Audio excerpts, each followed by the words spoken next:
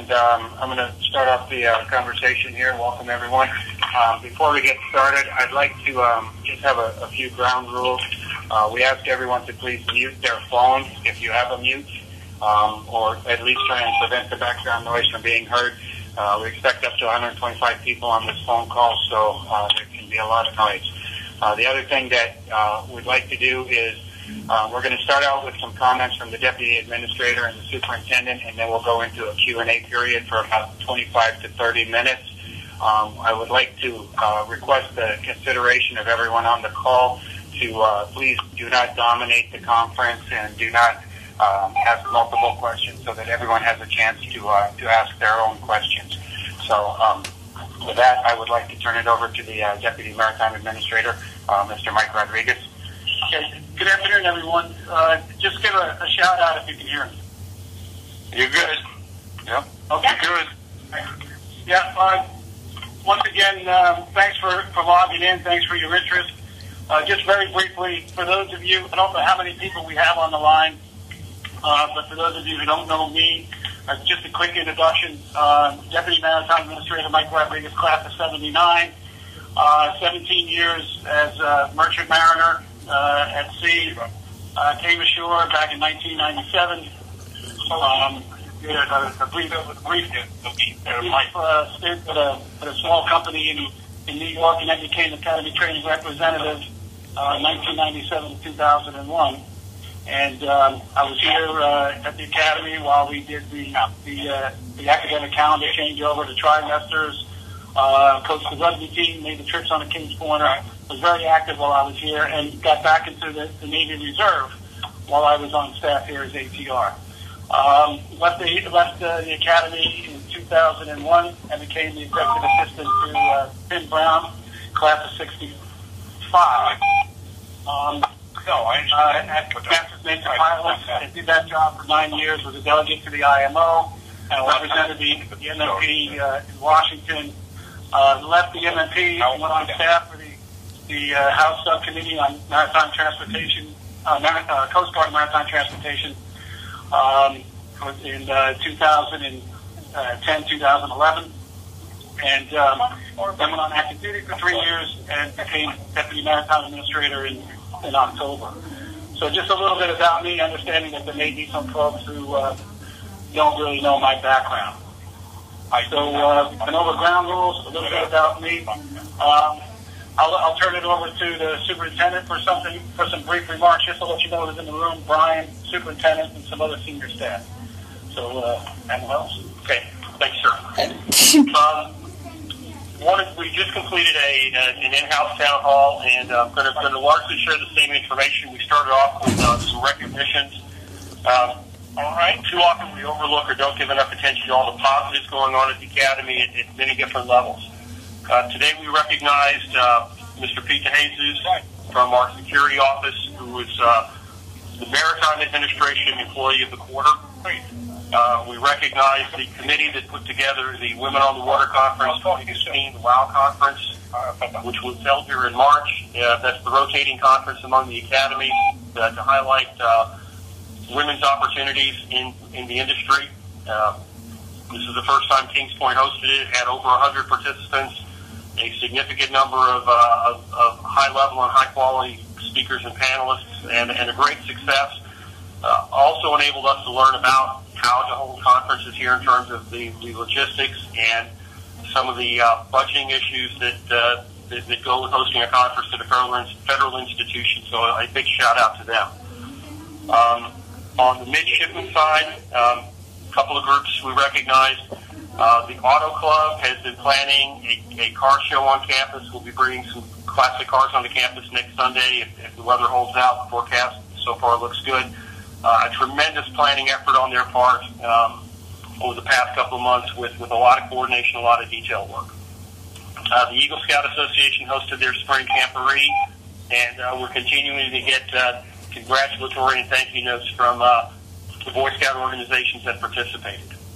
On the athletic side, the rugby team with Pittsburgh to compete in nationals Lost a tough opener, but came back and beat Yale in the consolation game on Sunday. A great performance. Again, small school like Kings Point going on and taking on one of the Ivies and doing a great job of it and representing the institution well. The tennis team in the last 3 years before this year had won 2, I think, landmark conference matches. This year they made it to the playoffs. And following the landmark playoffs, received an open invitation to East Coast Athletic Conference playoffs and made it to the championship round yesterday. Lost a close one there, but a great growing program. Some seniors who carried it through some of the tough years and got to close out on a high note, and some junior players who are really good, so the sky's the limit for tennis. And a shout out there also to Coach Jimmy Robertson for great work. On the admissions front,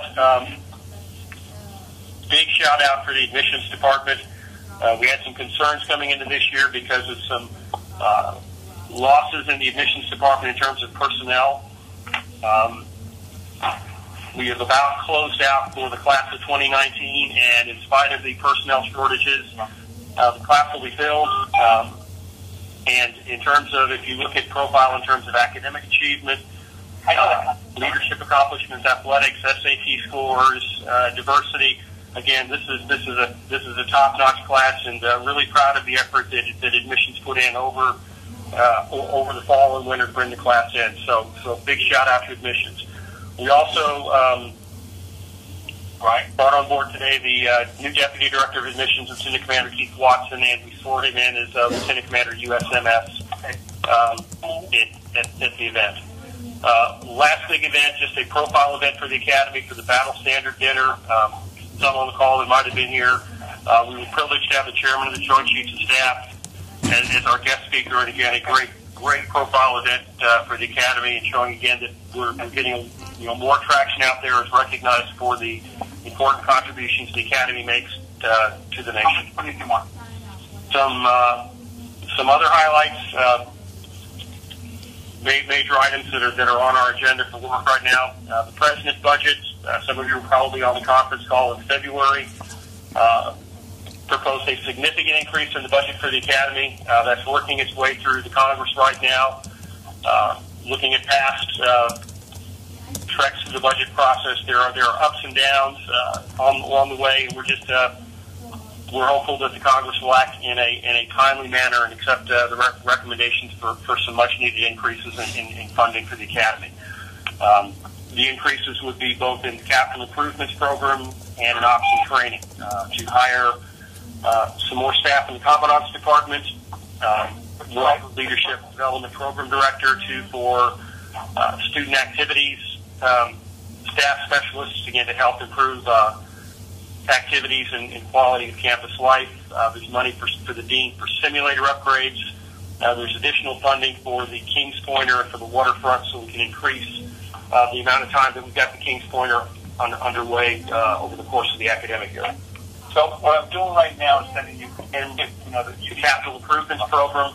Right now we're in a bit of a lull on major construction projects. We completed the barracks in December, completed Delano over the winter. The next major construction project is Zero Deck 5. We've about completed the engineering design. We're finishing up the cost estimates and expect to put that out for procurement for bid by the summer. That will complete the Midshipmen side of the campus. The next major lift in capital improvements will be the academic side, starting with Samuels and Bowditch. We're getting ready to launch a procurement action for the design work for Samuels Hall, and the same for Bowditch, which will be the two first buildings in the sequence. With the big picture intent being that Samuels will be converted into a simulation center, mostly for Marine Trans, and that Bowditch will be the home of a new basically science building for math and science, and potentially also fit humanities in there as well. So those are the major items in the capital improvements program. Accreditation of the bachelor's degree, that is an every 10 years event for institutions of higher ed. We're due for reaccreditation in 2016. At this point, we're in the self-study phase of the reaccreditation. It is essentially a major introspective look at the Academy, answering the question, how are we accomplishing our mission and how are we meeting the standards of excellence established by the Middle States Commission on Higher Ed, our accrediting body. The first draft of the self-study was distributed internally for comment. The steering committee, under Deputy Dean Preston DeJohn, is now sifting through all of that input with a target of getting a second draft out sometime this summer with the final product due to Middle States this fall.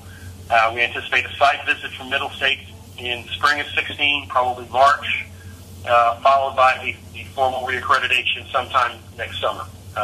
Again, that's a major effort for us. A lot of staff and faculty involved, and we'll keep everybody posted as we move through that.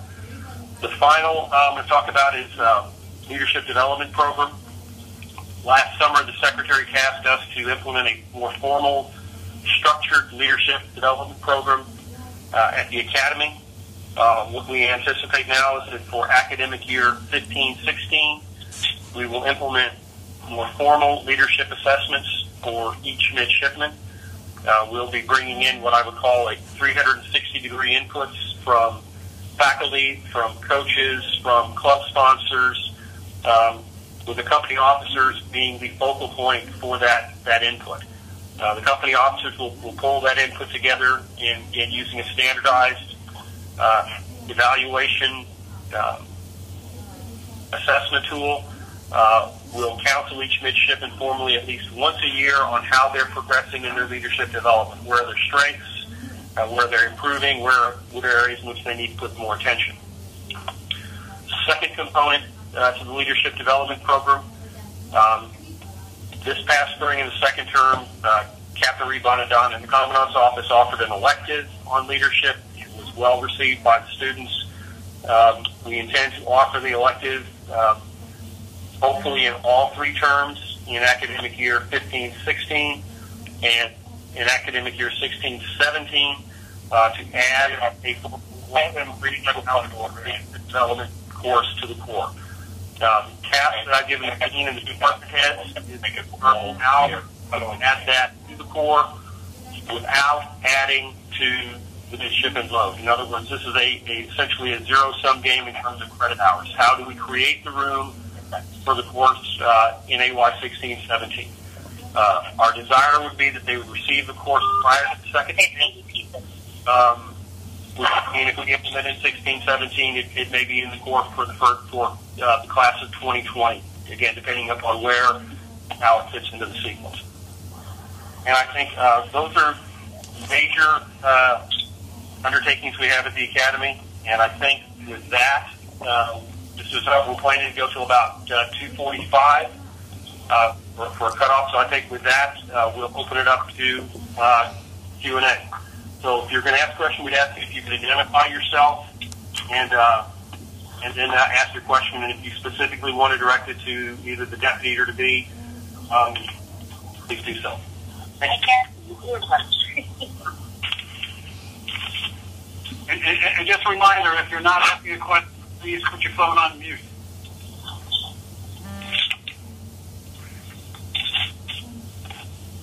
Any suggestion for the first and most important topics, please? My name is Tom O'Hara from the class of 73. I have a question. Hey, Tom. This is Deputy Administrator. How you doing, Mike? It's been a long time. Yeah. My question to you is, and I'll preface it just by saying that, until a few years ago, I've never concerned myself with the Academy or Alumni Association politics, but I've been following with interest and increasing dismay, some of the things that have been going on since the current administration took over in July 2012. And my question is, what is the current status of the Department of Transportation Inspector General's investigation into some of the things that are going on, including the circumstances behind the hiring of Admiral Ellis, back in 2012? And Tom, the short answer is this. The Inspector General operates independently, has no control. Somebody would just Somebody needs to mute that phone, right?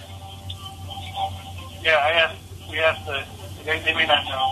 We might have to do that. But, look, the Inspector General is operating independently, so we're not aware of any investigation that an Inspector General is doing about any issue with the Academy. We haven't been asked to provide any information.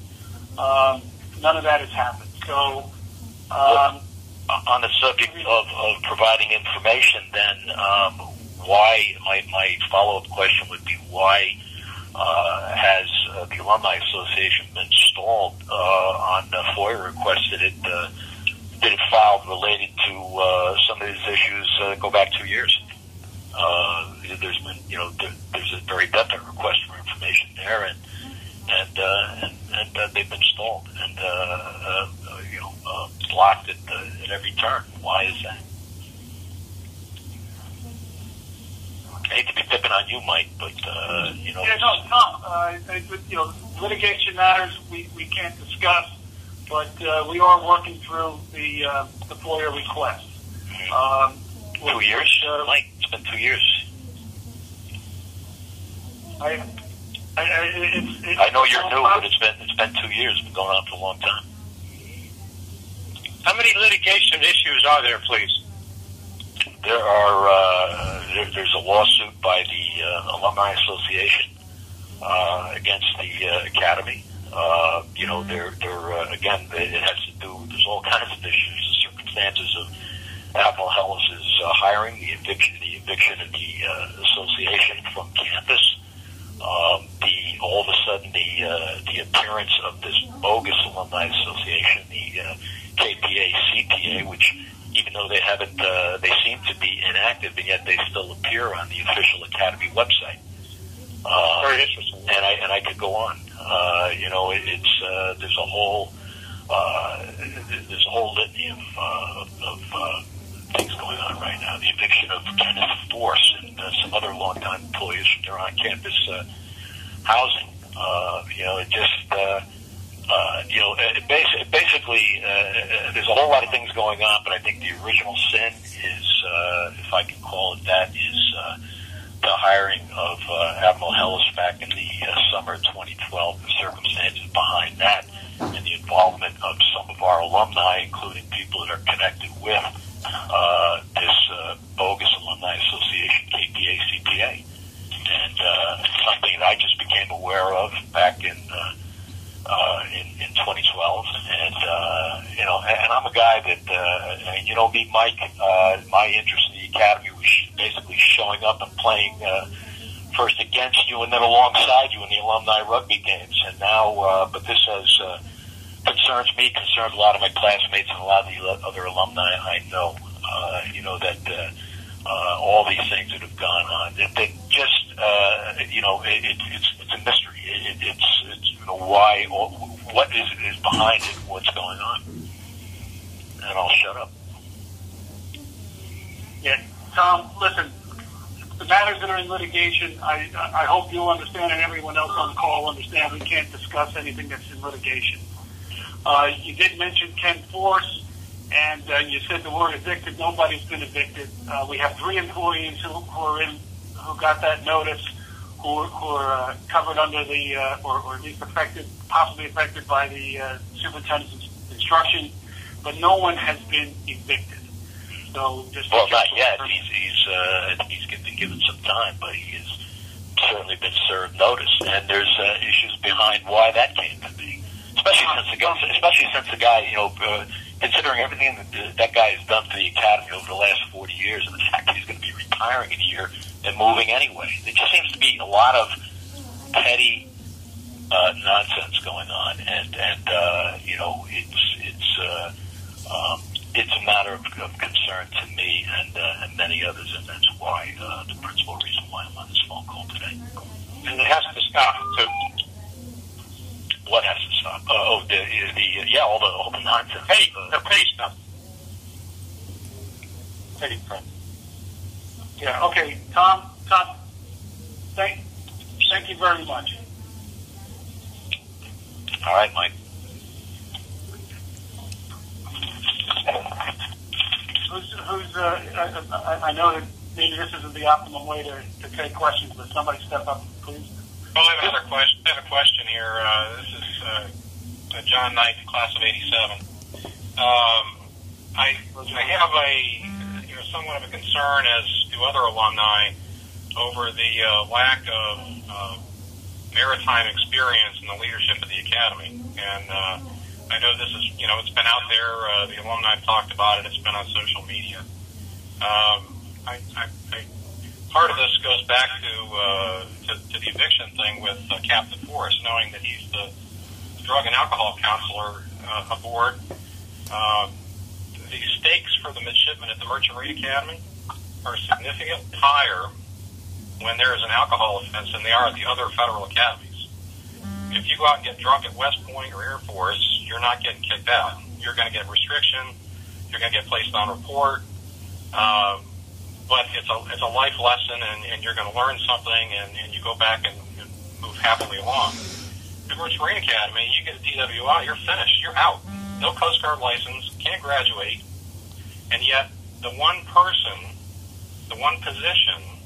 that was provided for in the housing instructions, who can help the midshipmen if they're caught with an open beer at Kings Point Park, is now in the possibility of losing this position. He's going to be gone. The midshipmen have nowhere to turn.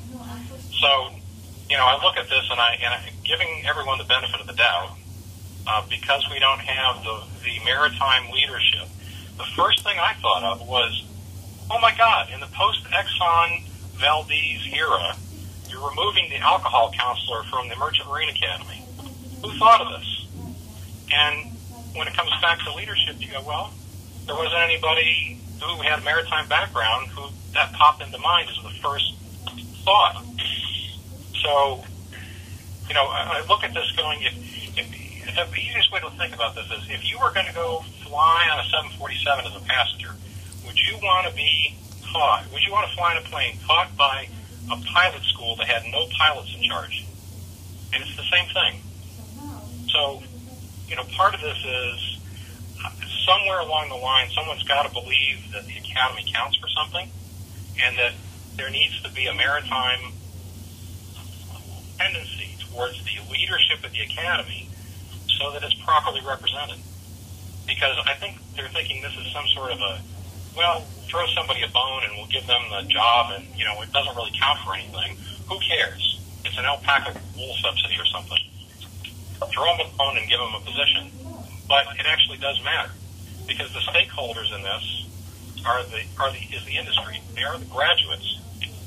So I'll step off of my soapbox if you could address that as to how we're planning on putting more people with maritime background, with actual merchant marine background, in the leadership of the academy that the midshipmen can look up to and go, yeah, that's the kind of guy I want to follow. Yeah, John, thanks for your question. In terms of the leadership of the academy here, I've got a lot of confidence in Admiral Hellis's leadership, the leadership of the other senior staff here. What counts to me is ability, the willingness to come in here and do a good job, confidence, and these are the people that we have here. Now, going back to 1989 in the Exxon Valdez situation, everybody understands what the rules are. We have folks here on the faculty who are mariners, and again, they're being led by able leadership. So, I mean, that issue is well known to every one of our midshipmen as they go through this school. What's required of them in terms of alcohol and drug abuse or use. So, to me, the question of whether or not we have a mariner as superintendent or in other leadership positions of the academy is not as important as that we have competent people who know that they're doing the right thing and are supported in the proper way. I prefer to have excellence rather than competence. Well, I'll go for excellence too. We have that in our strategic plan. It's one of our core values. All right. Mike. Go ahead. This is Sandra Good. I'm a 1997 graduate, and Mike, actually, I think that you were an ATR when I was a midshipman. Yeah, 97 when I came back here. Yeah.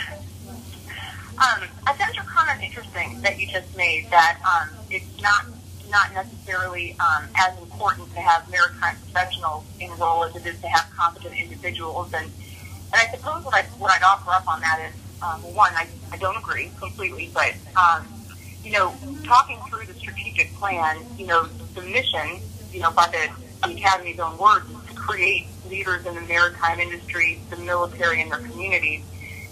Kings Point is, as one of the 5 Federal Service Academies, a very, very unique organization. And, there's no other academy that puts their midshipmen in the position to be out actually in industry, serving for the people that work that every single day. I don't believe that, and we'll just take the advisory board, for instance, I don't believe that the coagulation of the people on that advisory board are necessarily the best individuals to be advising Department of Transportation, Secretary Fox, Admiral Hellis, yourself, on really what it is Kings Point needs to do to improve itself as a maritime epicenter of, the United States. So, and with that, I think, I was recently elected to the board of directors for Kings Point, and I'm kind of in a unique situation because, admittedly, I don't come with the emotional trauma of the last several years. And I know within the strategic plan and even in some of the advisory board comments, there is a commitment to rebuilding that, I don't want to say divisive, it's not the right word, but rebuilding that relationship with hopefully the most important external stakeholder, which is the alumni. And I'm pretty open-minded, and I'm really listening to the board, and I'm very excited that you guys are doing these town hall meetings. In fact, I think it would be awesome to set it on a regular cadence, because there is stuff that we need to discuss and get out there and get ourselves on the same page. But with that, what I'm hearing as concerns from alumni really focus on the very elements of the strategic plan, and that is, ultimately it's the sound leadership, and it's the meaningful communication and partnerships. And, right now, the reason sound leadership is the big question is, we as alumni are observing people that we were taught by, or we were mentored by, or we were led by, and there seems to be a mass exodus of those professionals from the academy. And it is well known that, the dean also has, sought opportunities elsewhere. And so it seems like we're losing the maritime and the maritime academy. So I suppose I'd reframe my question to you as, a Kings Pointer, as, MARAD. Where is MARAD in making sure the maritime is part of Kings Point so that we can develop leaders in the maritime industry? If alumni are excluded, from this wonderful partnership to bring midshipmen into the next fold of what the maritime industry is becoming, how is that an effective business model for the academy? Okay, Amber. All right, there's a lot there, but I think that we are a unique institution here. We do things here differently. We have different authorities. We operate under different constraints than the other schools. So I think that there's a recognition of that. But I also feel that, again, competent people can come into our community here, into positions of leadership at the academy, catch on to that, understand that we do have some unique challenges and we present unique opportunities here, and they can flourish. We've had superintendents that came into this academy who didn't have any maritime background. They had military background. I think that's probably something that's a consistent attribute of our superintendents and our top leadership as they come through. But I think folks can catch on to what we do here and why we are unique. I'm not sure if I caught everything that you were asking me. Well, Kings Point 65 engineer. Go ahead. Just a moment. I want Amber to finish and make sure that I address what she said.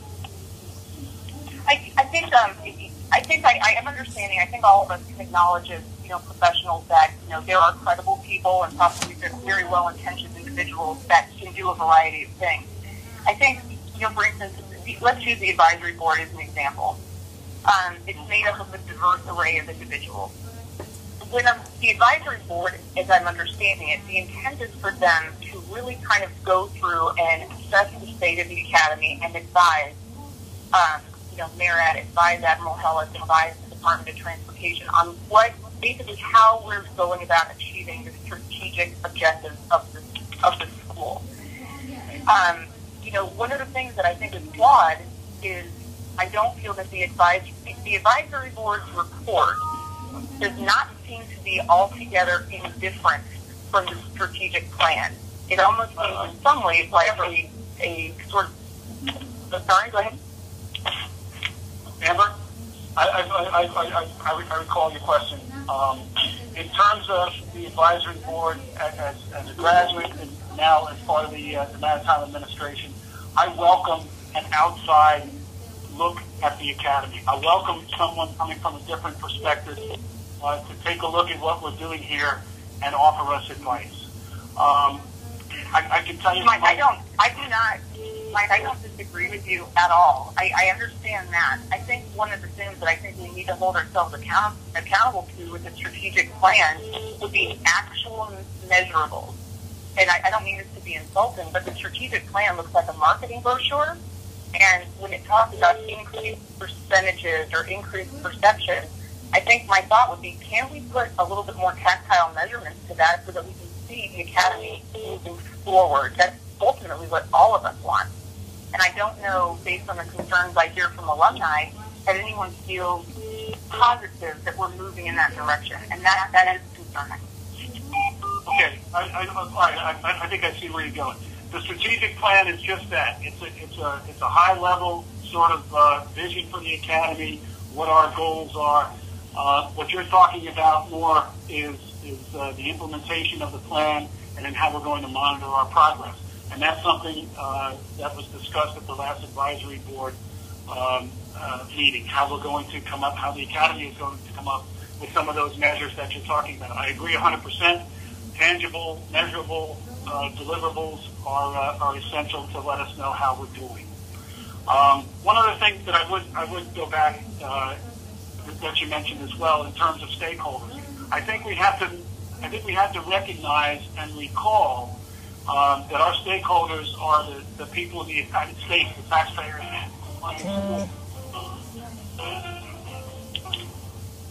Sounds like a lot of fun where those people are, but hey, mute the bossa nova. I want to go back to that stakeholder issue. I mean, we value relationship with all our alumni, but again, our stakeholders are the people of the United States, and frankly, when the time comes and we kind of keep going. In terms of budget, someone may one day look at this academy and say, what is the value that we're delivering? It's the value to the people of the United States that we have to point to and highlight. And so those are our stakeholders, the industry and the people who pay the bills here, ultimately the taxpayers. Mike, can I ask a very simple question, please? Jack Rehnquist, 59. Hi, Jack. Why was GMATS shut down by MARAD? Jack, the way things were done here in terms of the NAFIs and the way things were structured was against the law. It was against principles of accountability. There's a GAO report that came out, and I was on the Hill when this happened, and I looked at it very closely. There was a GAO report that came out, highlighted a number of the deficiencies that were happening here. Again, there was no malicious intent here, but the controls that were supposed to be in place for GMATS and the other NAFIs just weren't here. The GAO report highlighted 46 and then the subsequent one made one more recommendation. 47 recommendations all in all to place the proper controls, put the proper controls in place. That has been done. So now we can maybe move forward and talk about restructuring some NAPIs that provide a mission, support the mission of the academy. And that's the conversation that we need to have with MARAD and the school. You are aware of the fact that the GMATS immediately rectified the two things they got from the audit. Also offered immediately to restructure the GMATS, so it wouldn't be enough. But nevertheless, The GAA didn't clear off on these recommendations until I think just a couple of months ago. I think when I first came on board, we finally got through all the GAO recommendations. So in terms of how we go forward, that's going to be a conversation that I think we can begin to have. so you happen to answer the question. In my mind. Mike, Tom O'Hara here about those NAPSIs, and I know a little bit about that. And the GAO report recommended that, as Jack was saying, that there were certain things that need to be fixed, not that the organizations involved had to be shut down. And I think that's Jack's question. That's my question, too. I mean, that was just, it seemed to a lot of people back then, and as I said, that's when I really started getting interested in this stuff. It almost seemed like there was somebody in the administration, wherever they were, that wanted to deal Kings Point death by 1,000 cuts. And that was a big part of it, and some other things as well. And so, the question, I reiterate Jack's question, why? Hey, Jim Hellis, I'm going to jump in for just a second. GMAT's decision was made before I get here, so I'm not going to get into the hows and whys. But when you talk about death at Kings Point by 1,000 cuts, concurrent with that was the institution of a CIP program that is dramatically improving the state of facilities here. We've seen increases in the budget. We're seeing a PRES budget, which had to work from the Academy, through MARAD, through the Office of the Secretary of Transportation, through OMB, Office of Management and Budget, to the White House for approval, that recommends a 20% increase in the Academy budget from the current fiscal year, FY15 to FY16.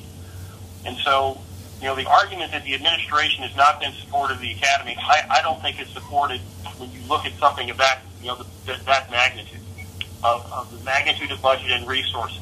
It's trying to address the systematic problem of the facilities. It came out in the Red Sky Morning Report in 2010. So I don't think it's fair to say the administration is trying to kill the Academy by a death of 1,000 cuts. You don't do that pouring money into the facilities in the way that they have. And I'll turn it back to Mike. I think the Admiral's made an excellent point. Andy Simpson, class of 1982.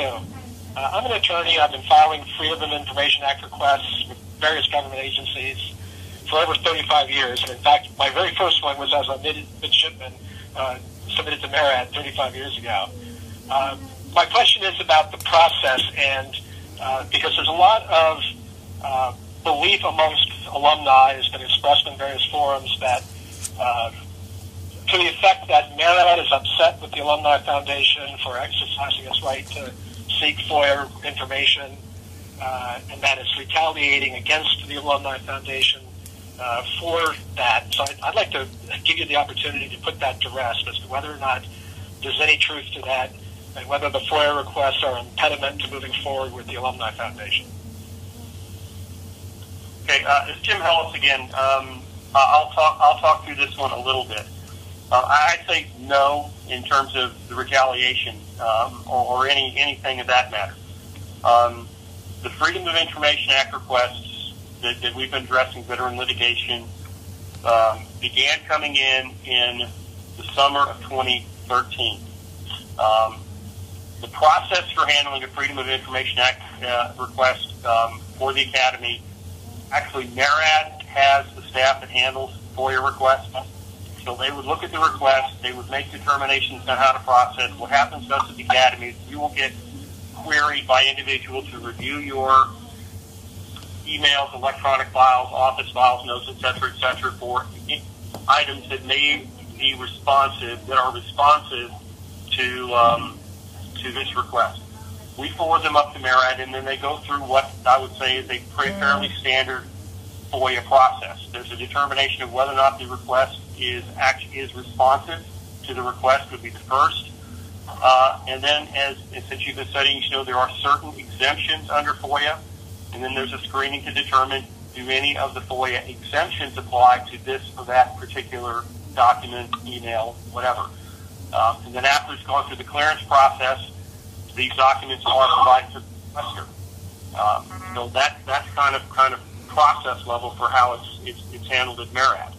I can't speak to how it's done for requests to go to OST, but that's how they're handled within MARAD.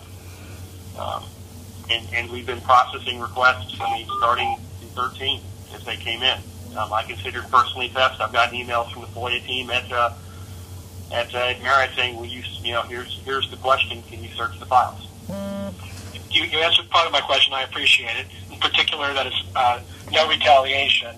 What about is the use of FOIA, statutory right to FOIA? Is that an impediment to the Academy moving forward with the alumni?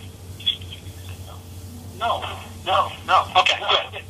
No. Okay, that's what I wanted to make sure, because people are out there saying it is, and I wanted to clear the air on that. Thank you. Well, really, Tom O'Hara again. I still don't understand why it would take 2 years for some, pretty basic request, number one. And the other thing that I hear is from different people I know is that inducements have been offered to the Alumni Association to withdraw its FOIA request, even as the stonewalling still goes on.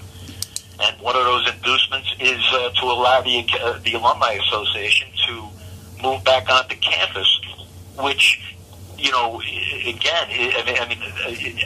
forcing it off for a whole bunch of reasons, which there's no time to go into. It was just was a travesty. And now they're on campus, and now I understand that somebody has told them that if they drop these FOIA requests, they'll be allowed to come back on. And oh, by the way, any legal costs that they've incurred in filing and refiling and following up on these FOIA requests will be paid. Now, and I'd like to hear a confirmation or denial of that. But my sources are pretty good. I used to be a journalist, and I know how to do this. So I'd like to hear a response to that, please. Yeah, this is Jim Ellis again. The FOIA requests that you're discussing are subject of and the processing of those requests is the subject of ongoing litigation. And I hope you'll understand we can't comment and won't comment on ongoing litigation. Well, that's the response I was told to expect, and you didn't disappoint me. Hello, this is John Way from class of 1960. I'd like to move us to a slightly different subject, if I might. It's more philosophical. I'd be very interested to hear what the administration feels is the proper role of the Alumni Association, be it consultative or participative or stay the hell out, of philosophical issues like the level of liberal arts training versus technical training, like the alternative alumni association, or moving down into the weeds some, the role of the alumni association in day-to-day administration problems like it knows where, or what, this sort of minutia of administration. Not to mention fundraising, capital fundraising as well, please. I didn't mention that one. I'm just talking about the administration of the school, not the external fundraising. I'd be interested to see what they think is the role of the administration in the internal management of the school. Okay, this is Mike Rodriguez. As an alumnus, and looking at this from a couple of different angles, the alumni support the activities here of the midship. Basically, I guess there are a couple of different ways to look at this. In terms of funding, the alumni can provide support that appropriated funds do not. So I think that's probably the way to begin this. Then in terms of the relationship and what else the alumni can provide, it's advice, it's partnering in projects that help us to accomplish our mission here. And I think that's probably with a broad brush that's the way this relationship should be. So can I paraphrase?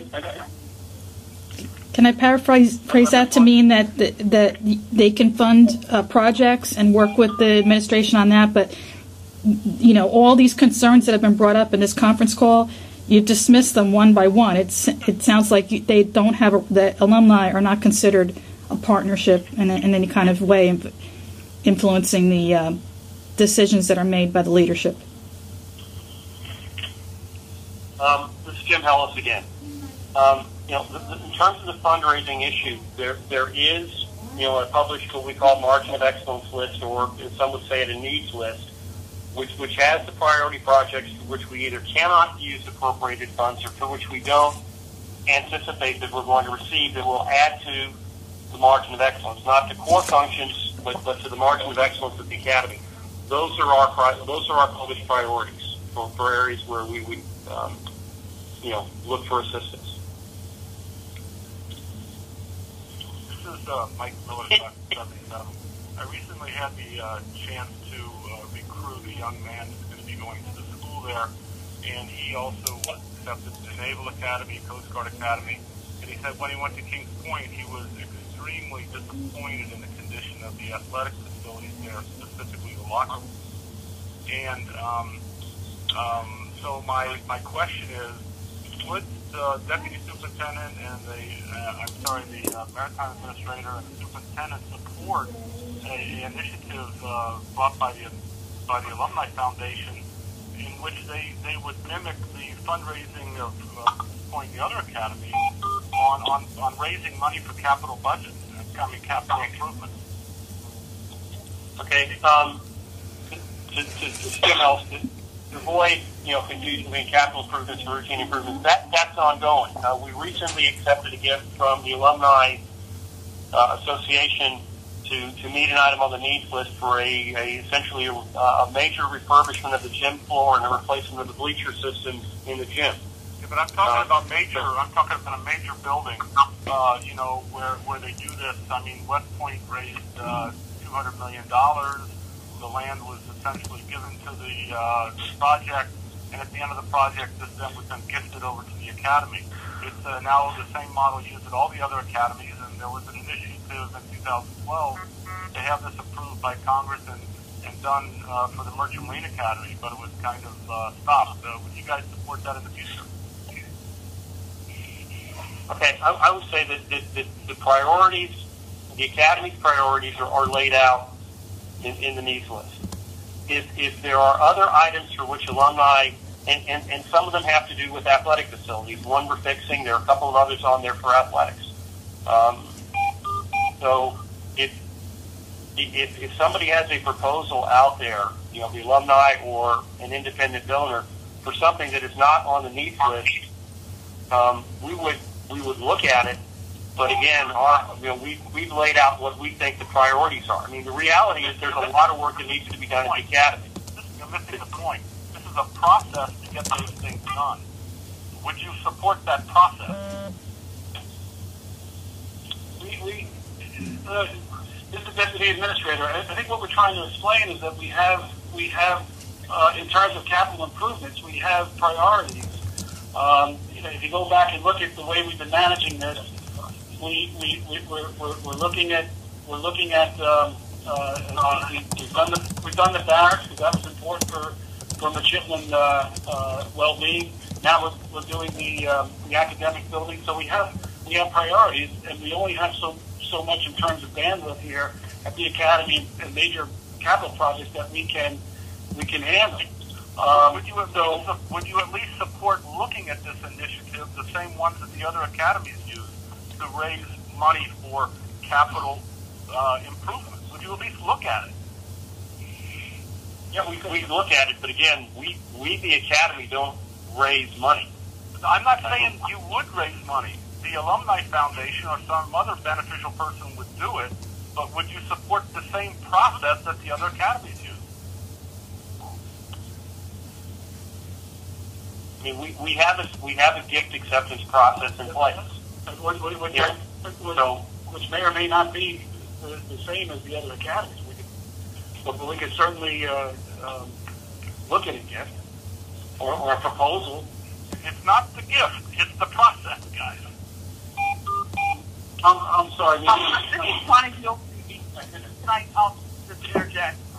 I think, Mike, you weren't here, but what I believe he's referring to is what's called the West Point model. And this was proposed back, I was just getting on the Alumni Foundation board at the time, but it was proposed that that we legislate the same thing that West Point did, which was this way to have huge cost savings by giving land to the alumni. They build a building less expensively than the government, and then return it back to in this case, to the West Point Surf Academy. Exactly. And I believe what happened was that legislation was passed by Superintendent Hellis, asked for his approval.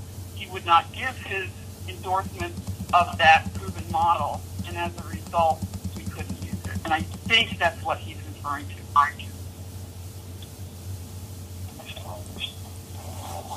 Yeah. Okay. All right. Well, if we get a proposal for something, we'll certainly consider it.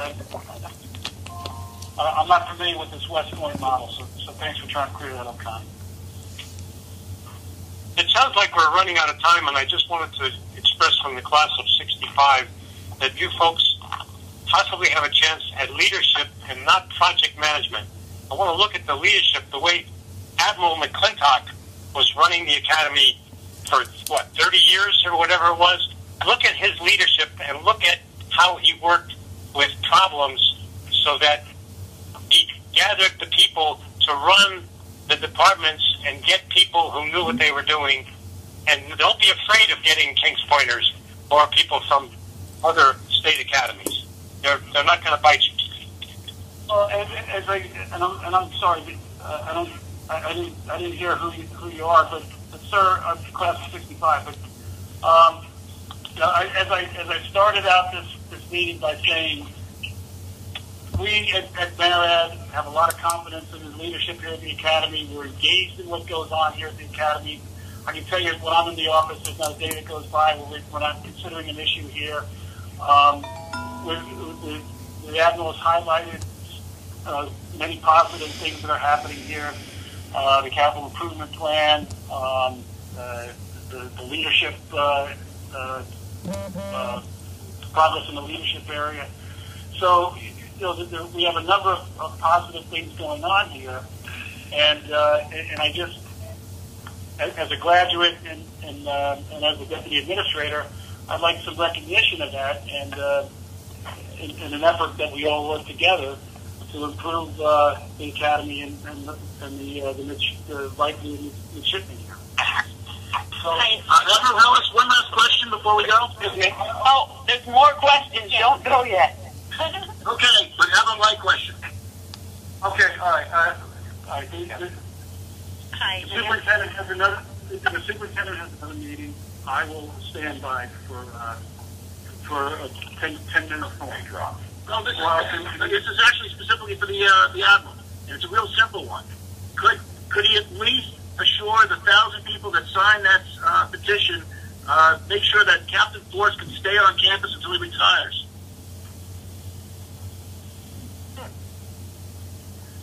Can't discuss personal matters, employee-employee relations.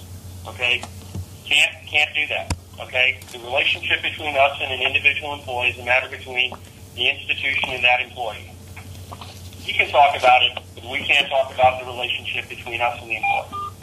Admiral Hellis, if I may, I have a different perspective. This is Marcy Hinkle. I'm the proud mother of Chase Hinkle, the president of the class of 2018 to E-Split. How are you? How are you? Good, thank you. I just want to say, one of the stakeholders that we always have to keep in mind are the students. And my daughter is so darn proud to be at the Merchant Marine Academy when she could have gone to Navy Academy or could have gone to Coast Guard. She is so thrilled to be the class president. And as the youngest midshipman, she is an inspiration for her brother who wants to attend in 2023. And I think you guys are doing a fabulous job. Thank you, man. You're welcome. Thank you. You're welcome. And again, I have to disengage at this point. I've got another conference call I've got to join in on. And again, Mike said he'll stay, but there's a possibility technologically that the bridge may drop at 60 minutes. So thank you all very much. Thank you. Thank you. Hi, this is another parent. I'm Marty Fields out in Washington State, and I'm involved with the Parents Association. I have a graduate this year, and for 2015, we're trying to make graduation plans. And I just want to say that I know the class of 2015 has requested that Admiral Greene be the speaker. He was their request, and he is an honored alumni. I want to add our support to that request and hope that the decision is made quickly and at least put out to the parents that we have at least one graduation speaker. And on second to that, I would like to say that whatever they're waiting for the initial speaker and whatever political influences he has or position he carries, I will always say that the students and the parents of this class knows that integrity, duty, and honor are some of the most things we cherish. And this is a military academy. And I will say, if we're waiting for a political person for the main speech, I'm not sure that that message is congruent with the message of a military academy, considering all the problems with the current administration. I just wanted to put that out there, but please let us know that Admiral Greene is accepted, and we think it's an inspirational choice. Yeah. Thank you, ma'am. This is Mike Rodriguez. The superintendent had to go to this meeting. I just want to say before, if this line is going to drop, I just want to say we're going to do more of these.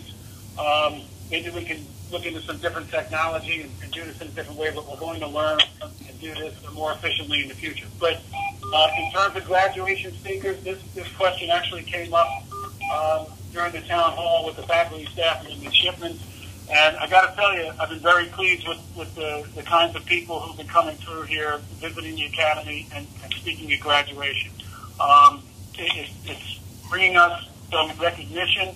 And as I explained to everyone over in Babbage Hall just a few minutes ago, it's not just recognition for a day. We didn't forget the attention of folks on the Hill, certainly folks that we want to attract to our Board of Visitors, and some others around the government. It gets that kind of attention for the academy. So I understand that a lot of people have strong feelings about issues like graduation speakers, but there are reasons that we desire to have some very senior people in government come and visit with us at graduation day. So is there any decision yet on Admiral Greene? Because we know that's what the senior class has asked for. Well, we're working with some senior officials in the government, and that's all I can tell you. So once again, the serious concerns or the requests by the parents and the alumni are just being dismissed. I have a hard time understanding why we're even having this town hall, because there's no upward feedback. You just tell us the great things you're doing, and I don't deny that there's a lot of very good things, but it doesn't seem like any concerns, or you're not listening. You're totally tone deaf to what people have been saying for years, and it's very disappointing. I concur. Tone deaf to it. We're asking for specifics, and I don't understand why ask for their input, and then their input seems to be ignored. Ladies, as I tried to explain it to you the best way I can, I'll have to recognize that we disagree and move on, please.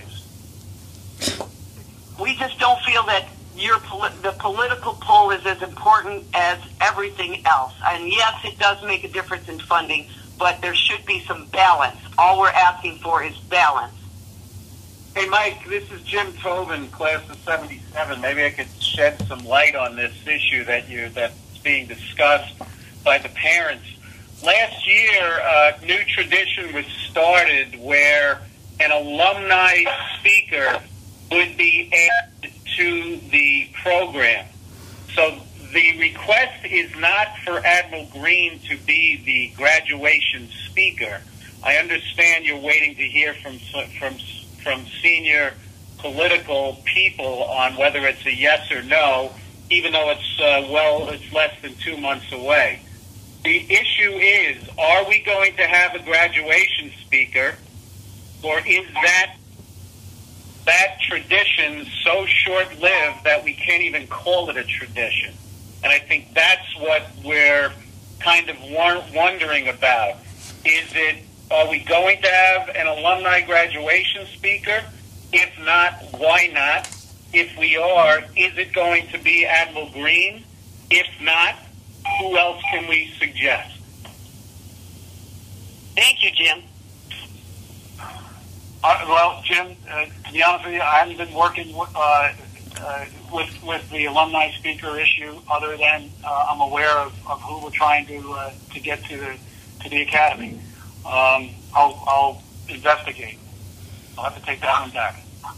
I appreciate that, Mike. And then my real question is not related to graduation, but to vacancies at the academy.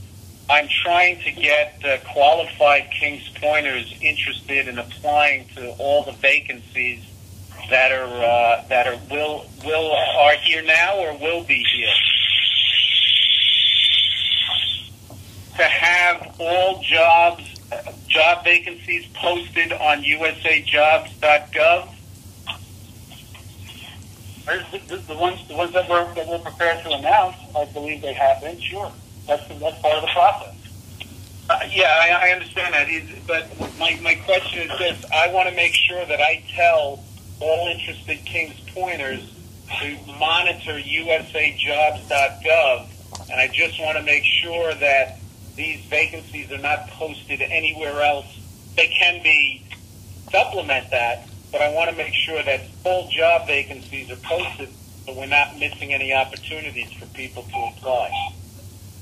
That's the process, is that they get posted on USA Jobs. And I've seen that you forwarded those now and then. I think I've seen some email traffic, I think it's from you, Jim, that those jobs, or maybe on your website, that those jobs are open. So that's perfectly all right. But they do, as part of the process, when they're ready to be announced, they get announced on USA Jobs.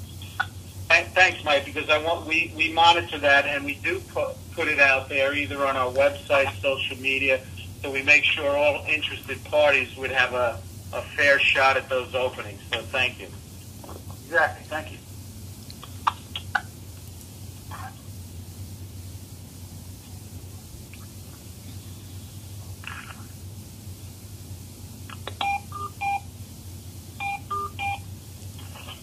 Is the commandant's position posted yet? No, we haven't posted the commandant's position yet. We're going through the process of getting that on the street. Why does that have to be redefined? Shouldn't it just be a matter of taking the old posting and just updating it?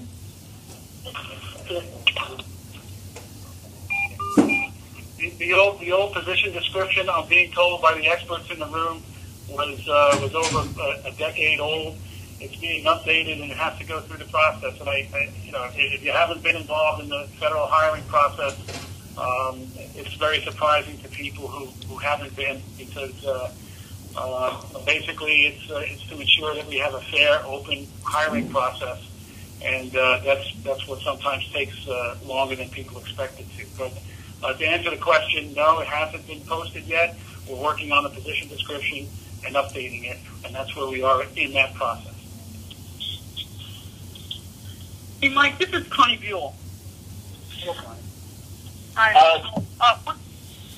One quick question. When the subject of the advisory board and the strategic plan was brought forth earlier, one of the things I noticed when I compared the two was that there was a disconnect on the sound leadership section in what was sent as the advisory report to the secretary.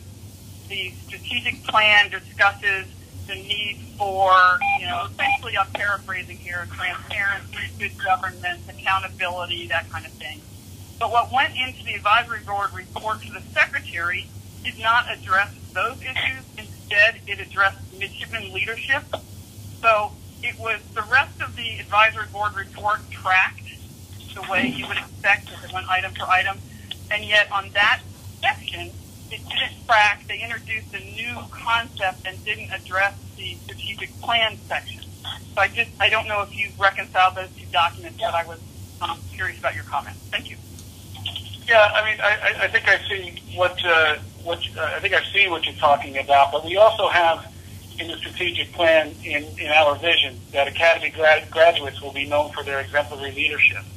And I can tell you, when I was on staff here as ATR, having been out in the world for a while, when I came back here, I even commented to some folks. I said, you know, we do an excellent job here of providing a very good technical education, but maybe we could do better. And this was in 1997. Maybe we could do better in terms of, and I don't think I called it leadership at the time, but those kinds of skills, those kinds of people. If you want to use a softer term, even people skills. So.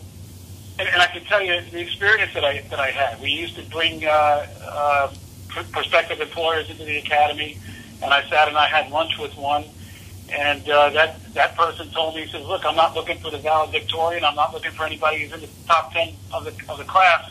I need somebody who can handle and lead the Teamsters, because that's who they're going to start out with." And I always took that as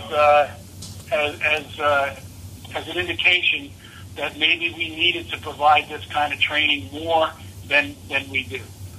So, to answer your question, it's in our vision statement. I think I think a consistent leadership training, leadership education experience is important here. I think it's important to the industry as well. It's important to individuals.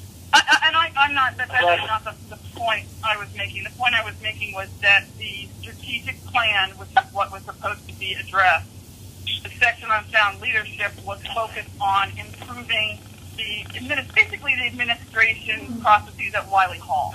And I won't go into the midshipman leadership avenue. That I remember the Crowley representative saying that Kings Pointers are the best of the best, the Board of Visitors. So I'm comfortable that Kings Pointers continue to be the best of the best.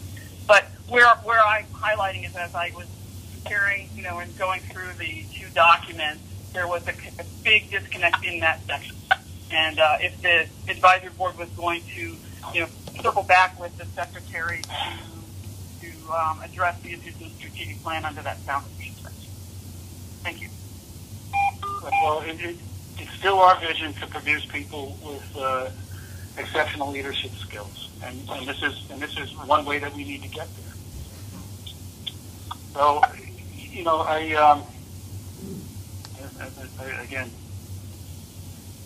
I'm quoting from our strategic plan.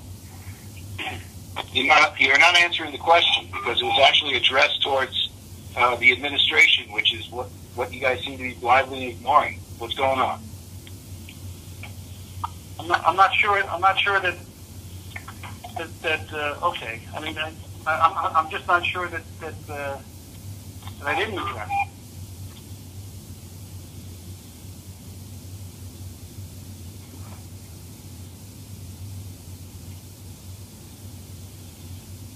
Fair enough. What I'm trying to say, and following up with Connie, and this is Jim, is that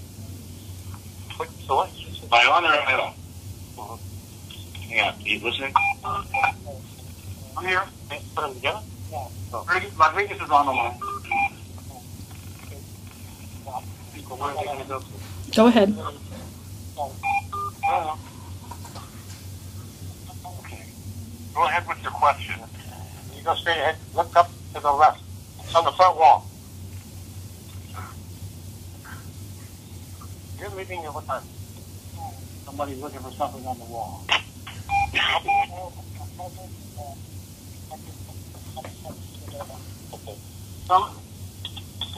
There was a question coming up. You're invited to continue.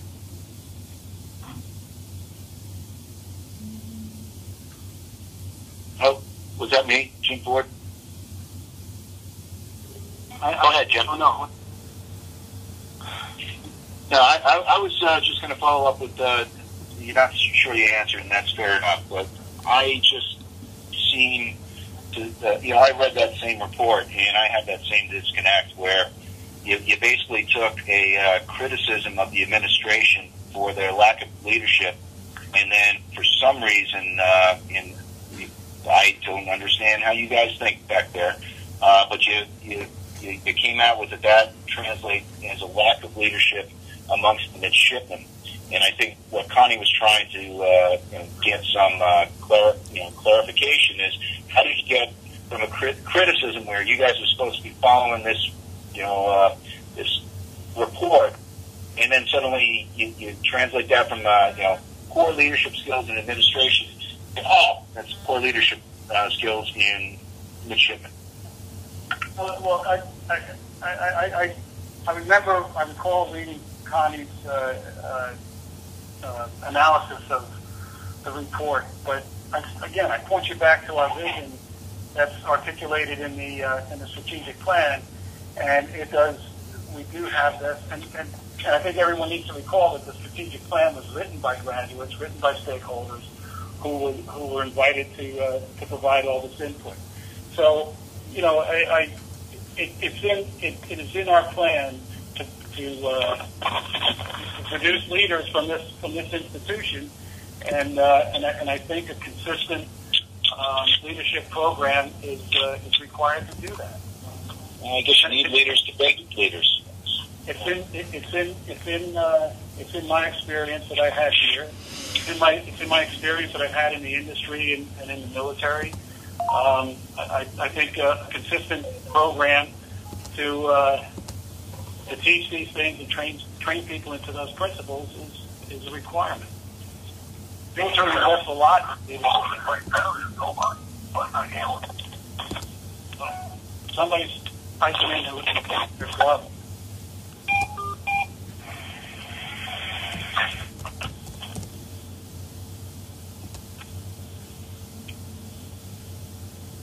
Is there anyone else with a question or comment? This is Suzanne Grabowski, President of the Parents Association. Hey, I have a quick question before this ends. For years, up until about 2 years ago, the Parents Association was given a list of names of the incoming class, which was only used for me to give to my state presidents so that they could invite the local kids that were coming in to the welcome aboard functions that all of our chapters put on. I have been asking this year to get a list, and I have gotten nothing. All the folks that in the past have helped me get out the invitations are no longer at the Academy. So is there any way that I can get a list of the incoming class of 2019? I know that Mid-Atlantic is having their welcome aboard function next week. And it helps you guys a lot for the kids to know what's going on from other parents. And they get to know each other. And I have staff around the table here, and they're telling me that because of privacy considerations, we can't provide a list of folks who are coming into the Academy, and that certainly makes sense to me. No, it doesn't make sense. Every single other academy gives lists to their parents' associations. We are the only federal academy that does not.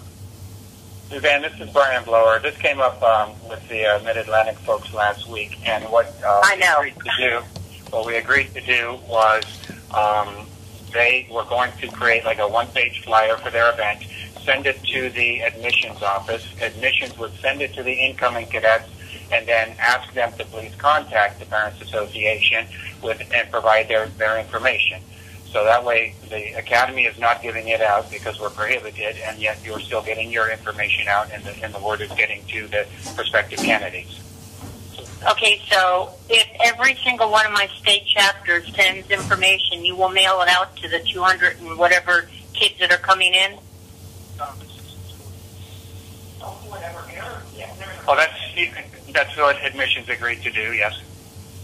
I mean, not obviously if it's a localized thing, if it's the the Mid-Atlantic chapter and they're only looking for the folks from D.C., Maryland, and Virginia, then it's not going to go to all 200 students. But okay, but I'm talking national. In the past, what I've done is I've gotten a list of students, which I have broken down only for the presidents of the particular chapter. So it will go out to everybody because we have every single state covered with admissions, with children coming in, with cadets coming in. And it's just a major problem. And I don't know how the other one... I guarantee Colorado's going to be wearing it too. Pardon? I couldn't hear you, dear. I guarantee Colorado's going to wear it too. Brian, did you hear that? Sorry? I couldn't understand what she said. Colorado. What I'm saying is every state will want it. Colorado's waiting on it right now, too. They're welcome aboard in a few weeks. Oh, yeah. I mean, that's the thing, Brian. It's not just localized. It's nationwide. No, I understand that. I also understand that information has been added to the Welcome Aboard package that gives the incoming students information they need to contact the Parents Associations and to sign up for your information. Okay, let me suggest this because we are starting to run short of time. Suzanne, do you have Brian's contact information? Yes, I do. Okay, Brian, get with Suzanne and see what we need to do to solve this. Okay. Understanding that we may be constrained in certain ways from giving out information. Okay, Suzanne? Yeah, okay. Thank you. Is there anybody else? Mike, Tom O'Hara one last time. I think I just want to emphasize again. I think you're a good guy. I've known you for a long time. I think you're in an impossible situation, and I think I'll just say one last time: the original sin is how this current superintendent was hired, how he was located, nominated, and hired, and the people that were involved. And that situation is addressed, whether with this DOTIG investigation, with the other stuff, the lawsuit from the Alumni Association. This crap is just going to go on. Tom, I take your point, but look, I come into this again. Looking at this academy, coming in from the industry, seeing what's out there, talking with folks in the industry.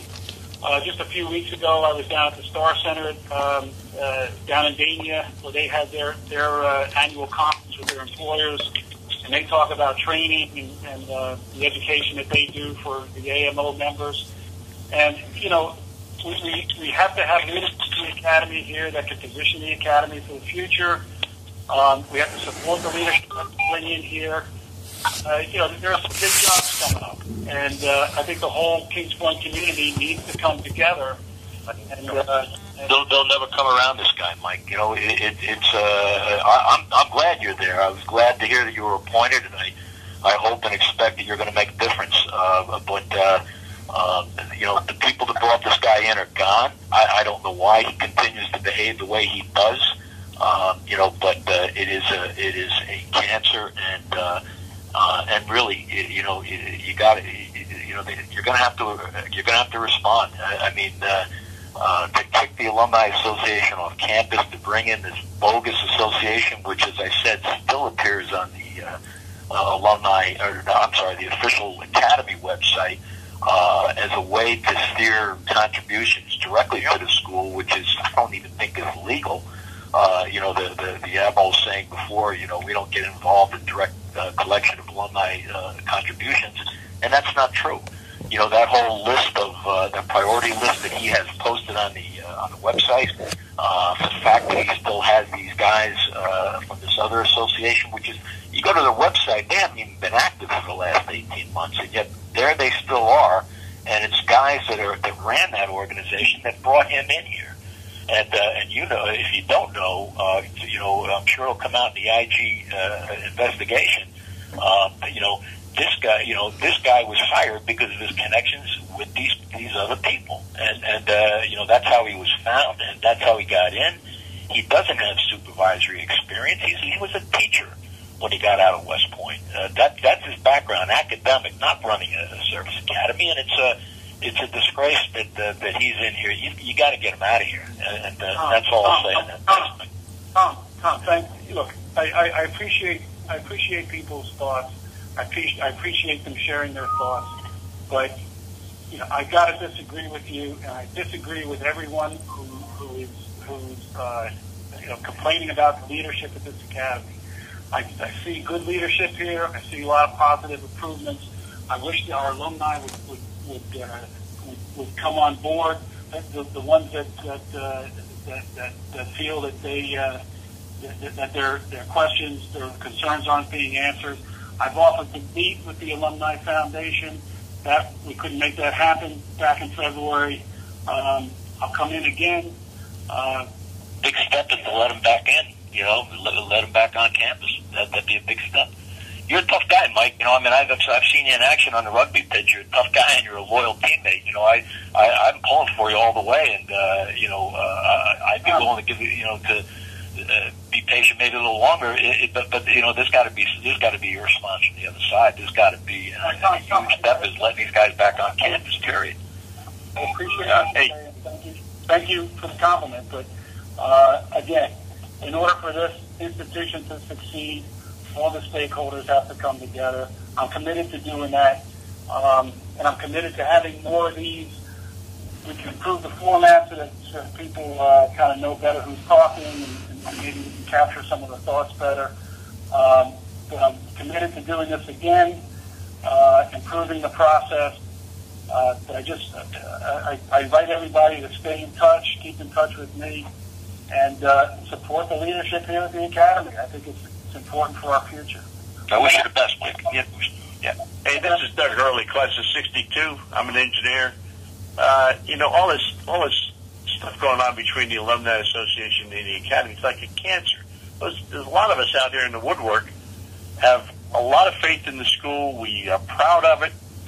We're down in the bilges, and people respect us because we came from you're a Kings Pointer. That's a big deal. But this crap that's going on between the Alumni Association and the current administration there is not doing anybody any good. Well, I agree, and I agree with your attitude about the Academy, and believe me, I was one of these guys that would have preferred to stay in the woodwork, and I got involved a couple of years ago because I just couldn't believe what was going on. And it's important to me that the Academy maintain its reputation, and I wish Mike the best because I know Mike and he's a good man, and I hope we can. I hope we can. Yeah. Again, thanks, gentlemen. Thanks, anyone who's still on the line. Thanks for your thoughts. Thanks for your interest. Thanks for participating. As I say, we'll do this again.